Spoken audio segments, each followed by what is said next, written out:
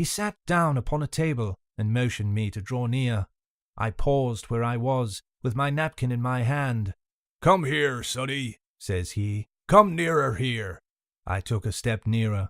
"Is this here table for my mate Bill?" he asked with a kind of leer. I told him I did not know his mate Bill, and this was for a person who stayed in our house, whom we called the captain. "Well," said he, "my mate Bill would be called the captain, as like as not. He has a cut on one cheek, and a mighty pleasant way with him, particularly in drink, has my mate Bill. We'll put it, for argument like, that your captain has a cut on one cheek, and we'll put it, if you like, that that cheek's the right one. Ah, well, I told you. Now, is my mate Bill in this here house?" I told him he was out walking. "Which way, sonny? Which way is he gone?" And when I had pointed out the rock and told him how the captain was likely to return, and how soon, and answered a few other questions. "Ah," said he, "this'll be as good as drink to my mate Bill."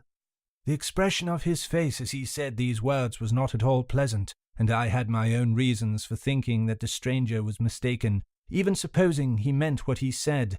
But it was no affair of mine, I thought, and besides, it was difficult to know what to do.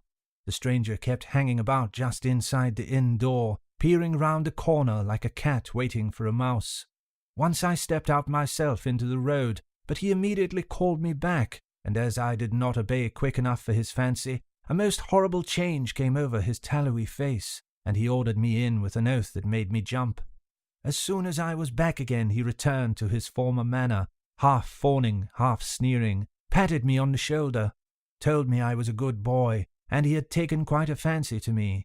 "I have a son of my own," said he, "as like you as two blocks, and he's all the pride of my heart.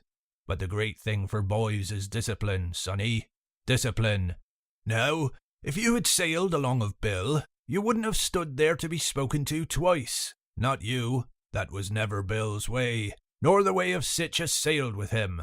And here, sure enough, is my mate Bill, with a spyglass under his arm. Bless his old heart, to be sure.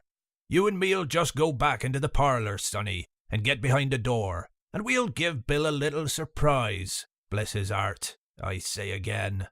So saying, the stranger backed along with me into the parlour and put me behind him in the corner, so that we were both hidden by the open door.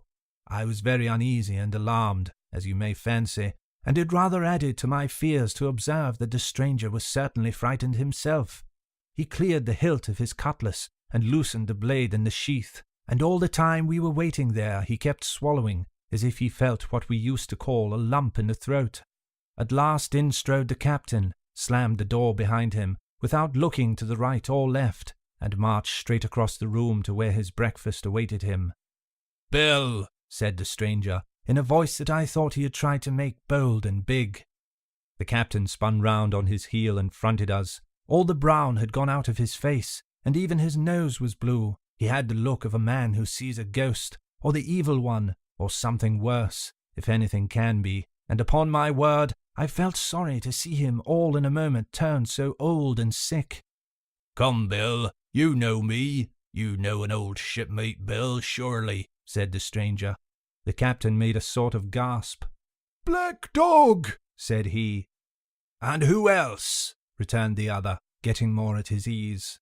"Black Dog as ever was. Come for to see his old shipmate Billy at the Admiral Benbow Inn. Ah, Bill, we have seen a sight of times, us two, since I lost them 2 talons," holding up his mutilated hand. "Now look here," said the captain. "You've run me down. Here I am. Well, then, speak up. What is it?"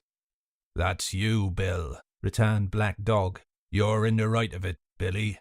I'll have a glass of rum from this dear child here, as I've took such a liking to, and we'll sit down, if you please, and talk square like old shipmates."